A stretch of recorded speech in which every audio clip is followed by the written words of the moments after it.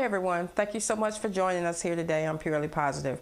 I'm your host, LJ Thomas, and today's guest is with us to discuss a literacy campaign that she has. Her name is Angela Thomas Smith, and she is a author, she's a speaker, she's a coach, and she's a radio show host. So please help me welcome Miss Angela Thomas Smith to the show.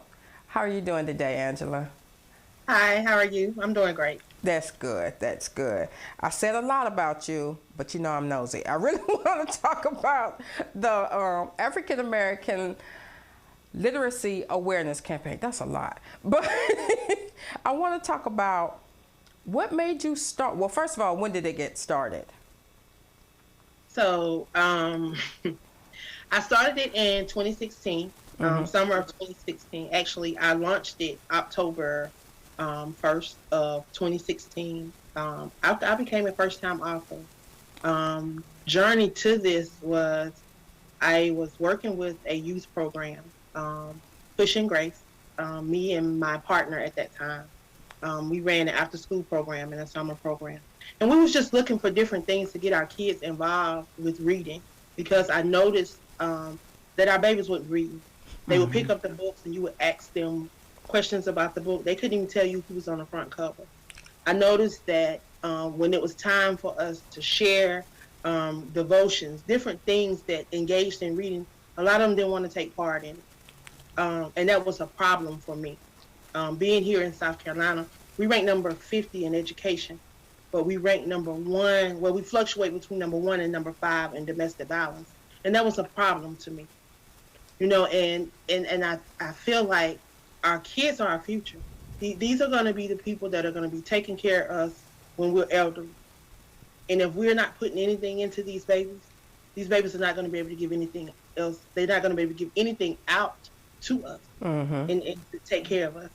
So that summer, I wanted to engage the kids, because the first couple of weeks of the program, the kids were complaining.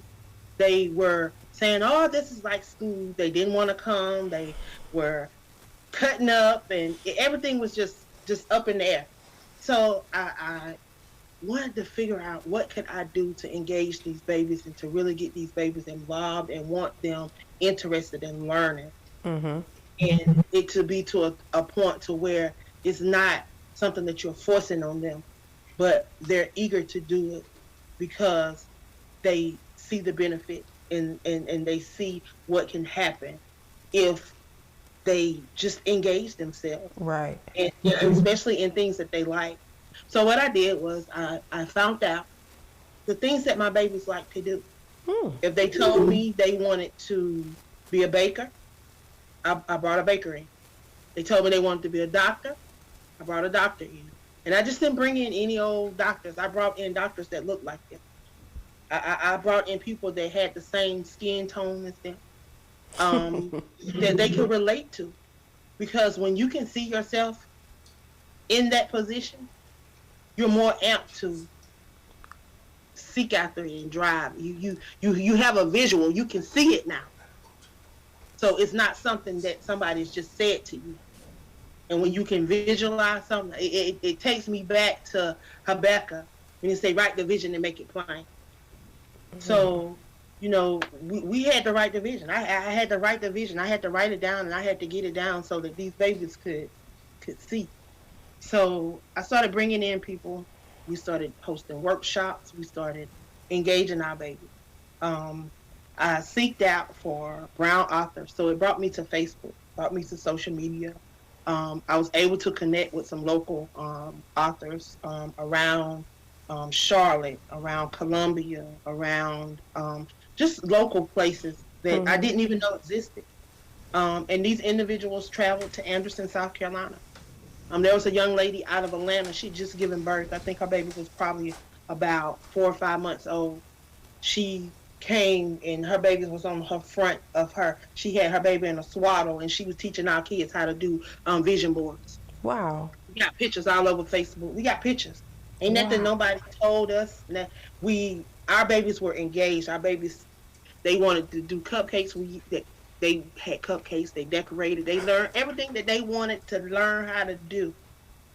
That's what they took. Whatever they said, that's what we did. Because I truly believe that you don't have to wait till you're an adult. If you have a desire, if there's something that you want to do, you can seek after that thing now. And God will open that door for you to walk into it, because I see too many kids, entrepreneurs. There's one out of Columbia, South Carolina, little girl with the double-sided hair barrettes. Gabby. There's a lot of people. The little boy with the little lemonade. You know, there's a young lady out of Atlanta. She's a chef, a youth chef, and doing amazing things. So I tell people all the time, don't stifle these kids. If these kids have a vision to do something and want to do something, they want to be an entrepreneur, they want to follow their vision in the arts, whether it's writing, whether it's drawing, whether it's dancing, whatever it is, allow these babies to be free. We got to stop stifling them. We got to stop putting limitations on them. I agree. Because I'm sorry. We think alike in that regard. I agree with you 100%. As a matter of fact, I'm looking into how I need to start an after-school program here in Florence County for the very same reason. You know, so you're an inspiration to me, the fact that you have done that and you started this African American literacy awareness program, and that it's been in existence now, what, 5 years already it's been in existence? Started October of 2016. So 5 years. And it was just, God gave me this in the middle of the night. He dropped it in my spirit. AAALAC, the African American Author Literacy Awareness Campaign, and it was to bring awareness to brown author and literacy within our brown community, because people are not talking about that. Right. They don't tell you that they stopped structuring sentences and stopped teaching our babies how to read in 3rd grade. Right. But then they steady testing them, they steady elevating them, they steady requiring them to do this, but you're not preparing them. If they're not prepared, by the time they're in 3rd grade, by the time they go to 4th grade, if they don't know how to do that, then they're left behind. And if you're not a parent that's going to pour into your baby by sending them to the after-school programs, do it yourself at home, or getting extra help for them, then they're going to lose out if they didn't get it. Yeah, that means we're going to be graduating. I'm here to tell them that it stops and it changes with us, because it has to change. We can't continue to live in the 50s and the 60s. Because a lot of this stuff that they got running around here, a lot of these laws and a lot of these regulations that they got running around here was not built for us. Because if you look at it, we were still in slavery. Technically, yeah. None of this stuff was built for us. Right. You're absolutely right. We're having to walk into our own. And we're not letting them put limitations on us. We're not letting them tell us what we can and cannot do. Those days are over. Yeah. Because we have the power to change it. They don't understand. They don't. We know we overcame that. We are positioned because we overcame all of that. See, what y'all thought was gonna kill us made us willing vessels to be used by the one that created us. See, y'all didn't create us. He created us. I like that. So we became willing vessels. But all that we went through, it didn't kill us. It empowered us. All that we have on the inside of us now has to come up out of us, pouring into people. That's why he's positioned us the way he's positioned us, to empower people. Your resilience, you wonder why you couldn't give up. You wonder why you couldn't throw in the towel. You wonder why you kept coming back. You wonder why the darts kept getting thrown, but you kept getting up. Yeah. You don't know how to do anything but fight. You kept rolling over. You kept. But God is good, and literacy is good. We get back to that community, that mentality, that community mentality, that village. That's what it takes, and we have to understand. So in your, I'm sorry. No, I love the fact that you are so passionate about this. I love talking to you about this because you mirror me. I just don't have a program yet, but it's coming. It's coming. I'm in the process of doing some things, and when I get everything finalized, I'll make a huge announcement on Facebook, Instagram, Twitter, wherever, everywhere, so that everybody will know what it is that I'm doing here in Florence County as a literacy program to help our children, because I don't think it's right that we're graduating kids who can barely read on a 6th grade level, and you expect them to go to college and understand whatever it is that they're teaching there. That's why you got people who aren't doing their jobs. We go to school, and then because we don't have the extra help, we don't have the extra support, we don't have the extra things that we need, we end up dropping out. Right. That's what happens if you follow the trail. It's not that we don't want to do it. We try to do it, because you have some people that they push. They've tried. I've seen them. I've seen them do it, and they just couldn't get the reading part. You know, I see people thriving in this is right now, 21st century, 2021, thriving in business, doing a lot of stuff, but they cannot read on the 6th grade level, like you say. I know. Making 6 figures. Right. But everybody is not that fortunate. Right. Everybody don't slip through the gap. Because a lot of our babies suffering, they end up being bullied. Yes. They end up being they end up falling to the bottom of the social classes. Economically, they suffer.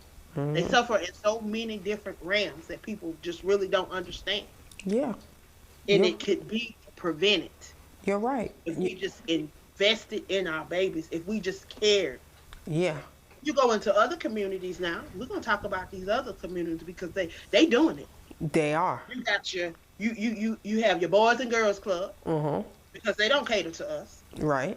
They go into our community, but then you go into these programs. What do you see in there? I've worked in these programs in Greenville and different parts of South Carolina, and I know what I've witnessed. Now, of course, if you places like Atlanta, you go into those centers because that is a predominantly black community area. And of course you're gonna find that. But you go to Anderson, South Carolina, you're not finna find a lot of brown kids or Hispanic kids inside of the Boys and Girls Club. Yeah, my husband. Not gonna find it. You may find it over at the Salvation Army after school program, or you may find it over at the church programs that are offered for the black kids, and then there's very few of them. Yeah. I know coming from my community, there was not a lot of them. You're right. I had to make a difference. You're right. I wanted to make a difference, so that's why we created that program. And since I launched AAALAC, I've been given the opportunity to meet some amazing authors, poets, movie writers, playwriters, you name it. I've been able to meet these people, and they've been able to share their journeys, their stories, their truths, things that have helped them get to where they are, you know. And my goal is just to continue to share them, because people push us to the back. They do. You go into the stores, they got us on a little corner back in the back. You go in the library, you can go in these major stores. If you're not a celebrity, if you're not a celebrity, and with a so-called publishing house, if you're not with them, then you don't get that recognition. Right. So my goal was to bring awareness to us all over the world. You know, I said African American authors, but it goes beyond. It goes abroad. Yeah. I truly believe in going abroad. Yeah. And since I started reaching out to different people, you know, people, I get questioned all the time. People say, "Are you from Nigeria?" No. I was born and raised in Anderson, South Carolina. I've never been to Africa, but everybody thinks I'm from Nigeria. Me too. I don't know why I get that, but everybody thinks I'm from Nigeria. I love all of my brown people. I don't care where you're from. And my goal is to make people realize that they have a purpose, that they didn't just get dropped out of the sky. Mm-hmm. It's okay to understand these scriptures, but don't take these scriptures literally. You got to read between the lines, and you got to connect with the one that created you. Right. And you got to allow him to guide you. Right. Because them words, they ain't nothing but words on paper. Until he activate those words down in you, it means nothing. Yeah. People look to the hills from which their help coming. They keep looking to the hills and ain't nothing coming out the hills, then they lost. But Yeah. if you read between the lines, you know that your heal is already in you. And if you look to the one that created you, things will start to happen. You're right. You're right. Things will start to happen. And I had to learn that for myself. You know, even with the organization, AAALAC, Mm-hmm. you know, when he gave that to me, author, I'm from a small place that people never heard of. You tell people Levelland, South Carolina, people like, what is that?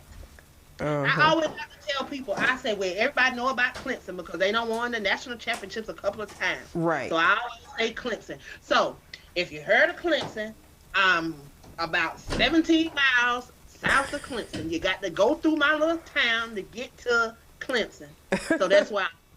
So when I tell them that, they be like, oh, I done been through that. I done been through that. I done been through that. Okay, that's where I'm from. Uh-huh. My family, we one way in, one way out. 252 acres of country land.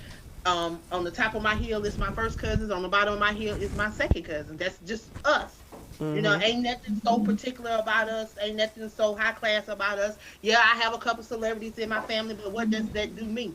Nothing, because I'm not them. They not me. Mm-hmm. All have our own journey. My great-grandfather was a pastor. You know, just so much in this journey has me here. Yeah. I'm now the author, co-author, contributor, publisher, whatever you want to call it, to now 50 books. And they're all listed on Amazon.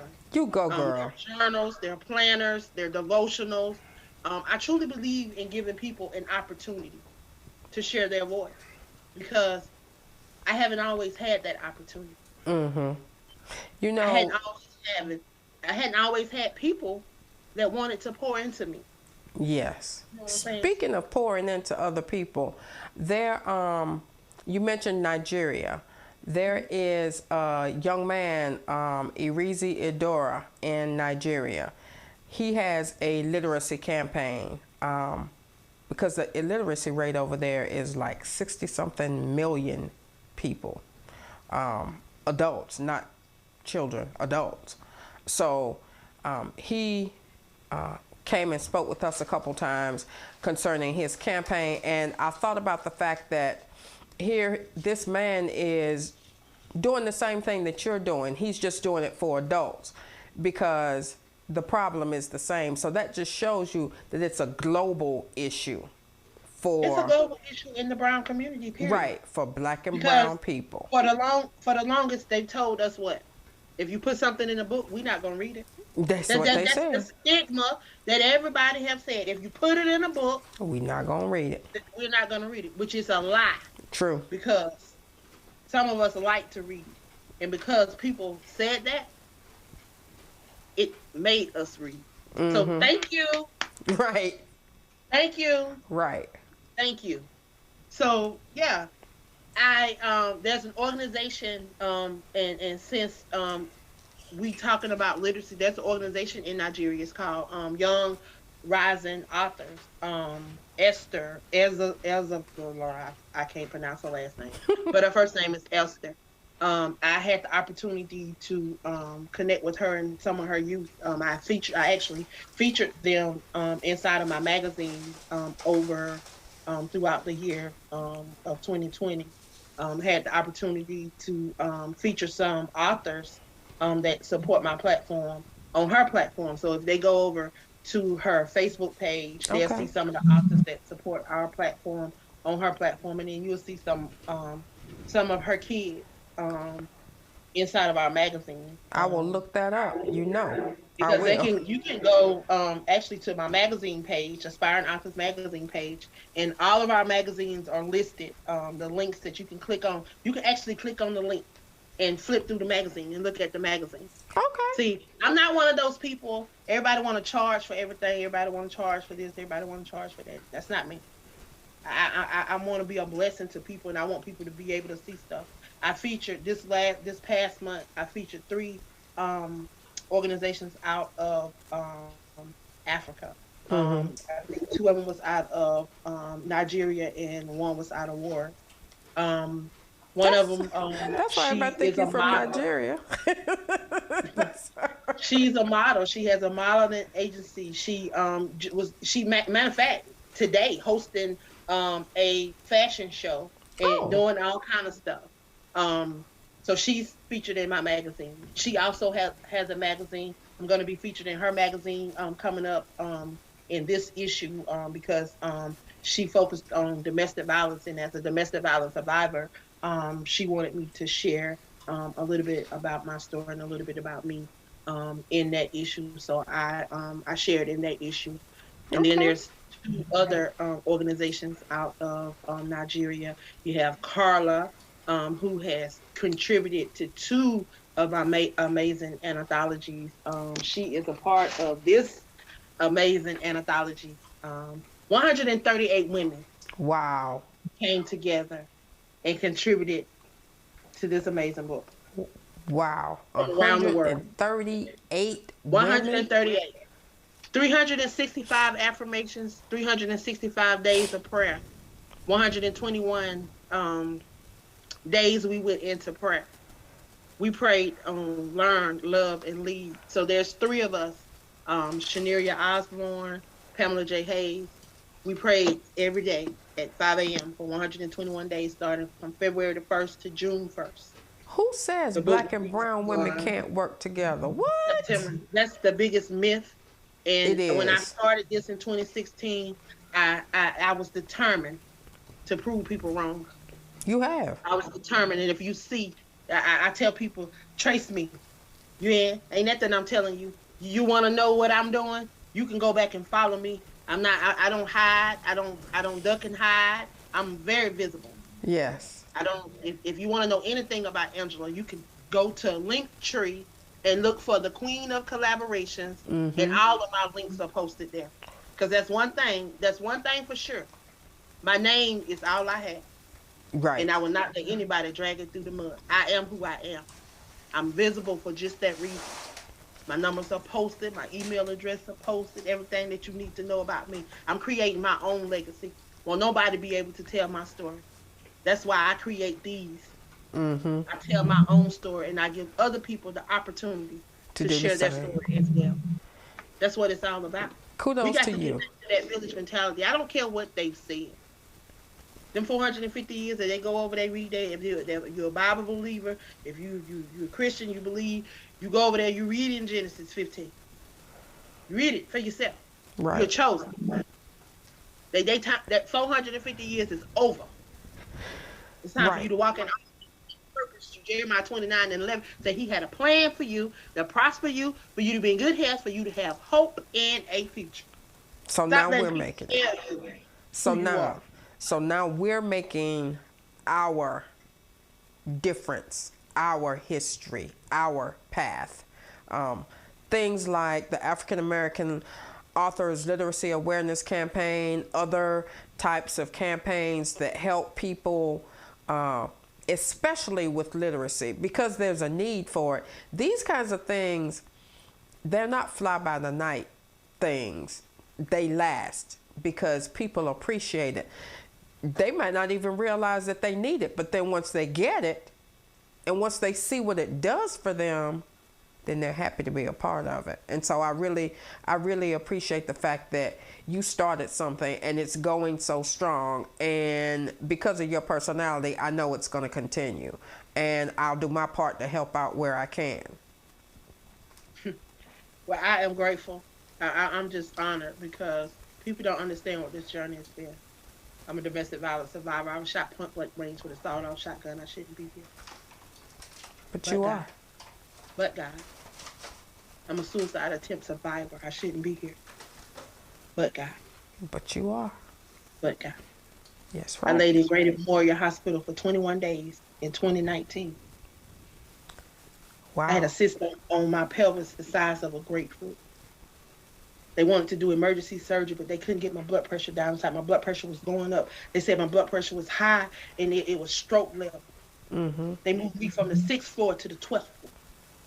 Had to wear a monitor constantly until they was able to get it down. There was 3 black young doctors, women. Mm.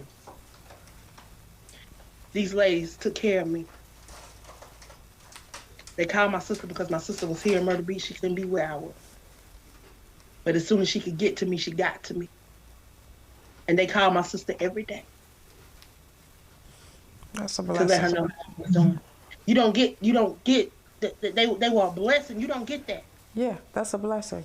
And that's what I'm telling people. That's why we got to pour into our babies, so our babies want to be nurses, want to be doctors, want to be Exactly. surgeons, want to be these things. Exactly. People don't say we can't be. Right. You show Watch them this what they movie. can be. If Man, they are I'm telling you, interested, you show those them. people, those brown individuals at Grady Memorial Hospital that took care of me. Yeah. Wow. Wow. Wow.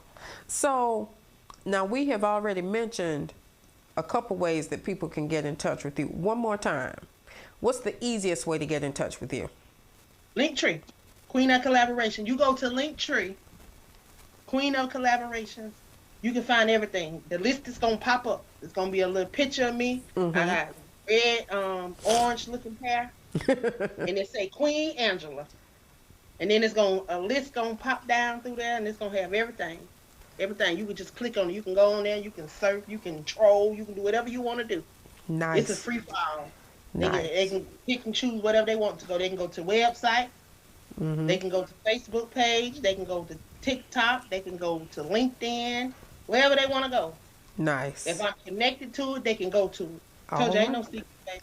All right. All right. That's what's up. Now, I know with so many books, they're all on Amazon, right? I know it. They are. Uh-huh. I have an author's page, Angela Thomas Smith. Okay. Anything you can. It's on that Linktree page too. It Okay. say books by Angela. Okay. Okay. Now, Magazine, magazine, everything. podcast, all that. Good. Good. So you see, everybody, if you want to get in touch with her, everything. I make it simple. It's easy. And that's why I try to get people to make It's it easy. simple. Right. Right. And I appreciate that. Now, we've been talking about literacy. We've been talking about our journey as a people. We've been talking about helping people. What is the thing that you want all of our viewers to take with them today? So the one thing that I want people to take away with them is to know that they have power. The power on the inside of you. Genesis 2:7, he said he breathed the breath of life into you. So that means a part of him is on the inside of you. Then I'm reminded of Jeremiah 29:11. He said that he had a plan for you, to prosper you, for you to be in good health, for you to have hope in the future. So there alone reminds you that he had a plan for you before you was even created. He breathed that breath of life into you before you was even formed, before you was even thought about. When you was a mere thought, he breathed the breath of life into you. And then he reminded you in Exodus, if you would just only, if you open your mouth, he'll speak. And if you go, he'll show you where to go. That's all you got to do. It's just be willing. Willing. Position yourself to overcome by being a willing vessel to empower others through your resilience. Because you're not here just by coincidence. Right. Right. I love that. Very powerful. I love that. I'm in awe of what you're doing, everything that you're doing. I often say I want to be like you when I grow up, but I can't. I have to just be me and strive to be able to contribute as much as you are. That being said, I want to thank all of our viewers today. Thank you for being here with us. Remember that being positive is a choice. Make it the very best choice that you can. That means say something or think something positive when someone says or does something negative. Remember, I love you, and I'll be talking with you soon. Bye.